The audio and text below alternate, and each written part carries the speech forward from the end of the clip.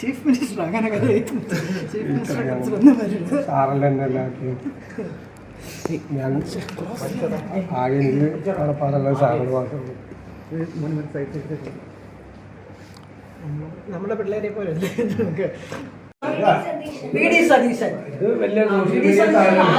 Fight ചെയ്തത് മുഖ്യമന്ത്രി ആവാന്. അയ്യോ എനിക്ക് അത്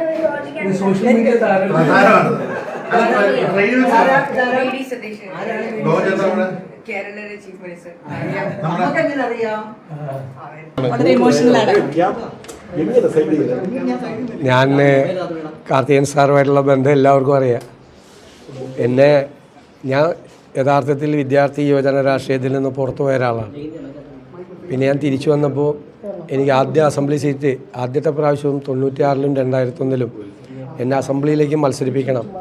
അവൻ MLA ആയിക്കഴിഞ്ഞാൽ പാർട്ടിക്ക് ഒരു അസറ്റായിരിക്കും എന്ന് ശ്രീ AK ആറിനെയും ശ്രീ K കരുണാകരനെയും കണ്ടു പറഞ്ഞ് എന്നെ ആ സ്ഥാനത്തേക്ക് കൊണ്ടുവന്ന ആളാണ്. എൻ്റെ കുടുംബമാണിത്. ഞാൻ പറയാറുണ്ട് ശബരിയോട്, ഞാനാണ് ഇവിടുത്തെ മൂത്തയാൾ, നീ കണ്ണിന് ഇളയ ആളുകളാണെന്ന് പറയാറുണ്ട്. ടീച്ചർ അതുപോലെ തന്നെ ഒരു വാത്സല്യം എന്നോട് എല്ലാ കാലത്തും കാണിച്ചിട്ടുണ്ട്. ഞാൻ അദ്ദേഹത്തിൻ്റെ വിരൽത്തുമ്പിൽ തൂങ്ങിയാണ് നടന്നിരുന്നത്. ശരിക്ക് അക്ഷരാർത്ഥത്തിൽ ആ വലിയ മനുഷ്യൻ്റെ വിരൽത്തുമ്പിൽ തൂങ്ങിയാണ് ഞാൻ രാഷ്ട്രീയത്തിലേക്ക്, അതിൻ്റെ ഒരു മുഖ്യധാര രാഷ്ട്രീയത്തിലേക്ക് വരുന്നത്.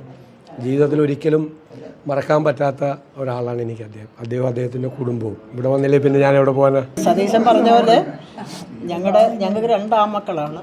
അതിൻ്റെ മുകളിലുള്ള അവരുടെ ചേട്ടനാണ് സതീശന്.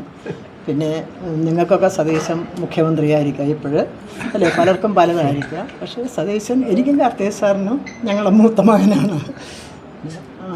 എനിക്ക് തോന്നി സതീശൻ്റെ കഴിവുകൾ, സതീശൻ ഇന്നതൊക്കെ ചെയ്യാൻ പറ്റും എന്ന് ആദ്യം എനിക്കൊന്ന് തിരിച്ചറിഞ്ഞ ഒരാൾ GK ആയിരിക്കും.